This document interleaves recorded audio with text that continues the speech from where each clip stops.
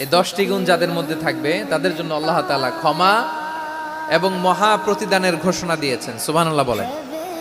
আল্লাহ তাআলা বলছেন ইন্নাল মুসলিমিনা ওয়াল মুসলিমাতি, নিশ্চয়ই মুসলিম পুরুষ এবং নারী, নিশ্চয়ই মুসলিম পুরুষ এবং নারীকে আল্লাহ পছন্দ করেন। আমরা মুসলিম না সবাই এখানে? আওয়াজ করে বলেন আমরা মুসলিম কিনা? মুসলিমিন ওয়াল মুসলিমাত, মুসলিম পুরুষ এবং নারীকে আল্লাহ পছন্দ করেন। ইসলাম মানে হচ্ছে আত্মসমর্পণ করা, সারেন্ডার করা।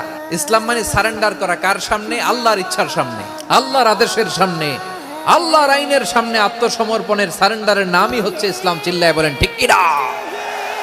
কেউ যখন নিজেকে মুসলিম বলে দাবি করে, তখন আল্লাহর কোনো বিধান আসলে, আল্লাহর কোনো আইন তার সামনে আসলে সেটা মানবো কি মানবো না এমন কথা বলার তার সুযোগ নাই, মানতেই তাকে হবে। আওয়াজ করে বলেন ঠিক কিনা?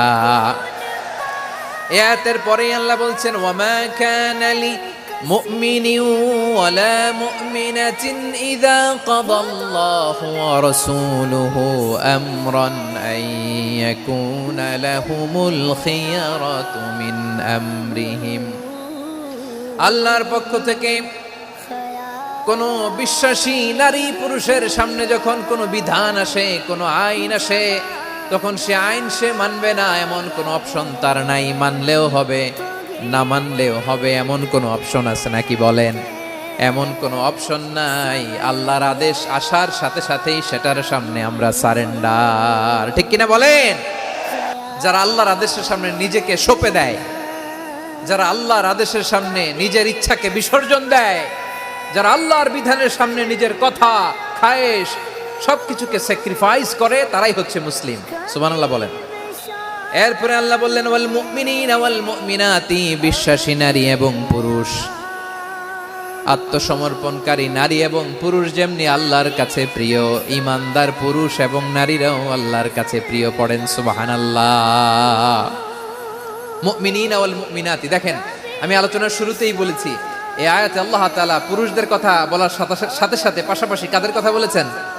নারীদের কথা। আওয়াজ করে বলেন কাদের কথা? নারীদের কথা বলেছেন। এজন্য মুমিনিনা ওয়াল মুমিনাতি, আল্লাহ ঈমানদার পুরুষদের যেমনি পছন্দ করেন, ঈমানদার নারীদেরকেও তিনি পছন্দ করেন।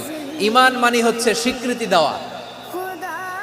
ঈমান মানে স্বীকৃতি দেওয়া। কিসের স্বীকৃতি? বিশ্বাসের স্বীকৃতি। কিসের? মাশাআল্লাহ, বিশ্বাসের স্বীকৃতি। এই পৃথিবীতে বিশ্বাসের দাম বড্ড বেশি।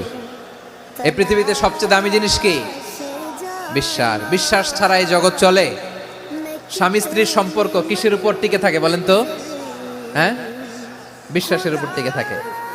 স্বামী স্ত্রীর সম্পর্ক টিকে থাকে বিশ্বাসের উপর। এই জগৎটাই চলে বিশ্বাসের উপর। বিশ্বাসীরা এই পৃথিবীতে না থাকলে আল্লাহ এই পৃথিবীও টিকায় রাখতেন না। একজন বিশ্বাসী এই পৃথিবীর বুকে বেঁচে থাকলে আল্লাহ তাআলা এই পৃথিবী ধ্বংস করবেন না। চিল্লায় পড়েন আল্লাহু আকবার। এই পৃথিবীর সবচেয়ে দামি বস্তু বিশ্বাস, সবচেয়ে দামি। বিশ্বাস দিয়ে এই পৃথিবী চলে। এজন্য জ্ঞানীরা বলে বিশ্বাসে মিলায় বস্তু, তর্কে বহুদূর। বলে না? বিশ্বাসে মিলায় বস্তু, তর্কে বহুদূর। বিশ্বাসে এই পৃথিবী টিকে থাকে। বিশ্বাস এই পৃথিবীর সবচাইতে দামি সম্পদ। এজন্য একজন বিশ্বাসী জমিনের মধ্যে বেঁচে থাকলে জমিনের উপর আল্লাহ প্রলয়ঙ্কারী কিয়ামত দিবে না। এজন্য আল্লাহ বললেন ওয়াল মুমিনিনা ওয়াল মুমিনাতি, বিশ্বাসী পুরুষ এবং নারীকে আমি আল্লাহ বড্ড ভালোবাসি। তারা এমন ভাবে বিশ্বাস করে না দেখে বিশ্বাস। আল্লাহ বলছেন আল্লাযীনা ইউমিনুনা বিল গায়বি ওয়া ইউকিমুনাস সালাহ, আমার বিশ্বাসী বান্দারা না দেখে বিশ্বাস করে। অদৃশ্যের প্রতি তারা বিশ্বাস রাখে, না দেখে বিশ্বাসটাই আসল বিশ্বাস। ঠিক কিনা বলেন? আল্লাহ বললেন ওয়াল মুমিনিনা ওয়াল মুমিনাতি, ঈমানদার পুরুষ এবং নারীরাও আমার কাছে বড্ড প্রিয়। তাহলে আমার প্রিয় ভাইয়েরা, ইসলাম যেমনি বুঝেছেন সারেন্ডার, ঈমান মানে হচ্ছে বিশ্বাস, বিশ্বাসের স্বীকৃতি। এই বিশ্বাস না থাকলে ওই মানুষের কোনো দাম নাই। ঈমান ছাড়া নেক আমলের কোনো দাম নাই।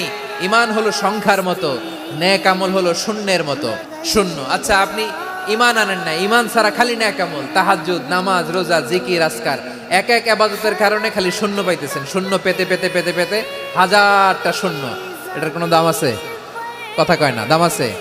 কিন্তু আপনি ঈমান আনার পর একটা সংখ্যা পেয়ে গেলেন, এক। এবার নেক আমল করলেই একের পাশে শূন্য বসে গেলে কত হয়? 10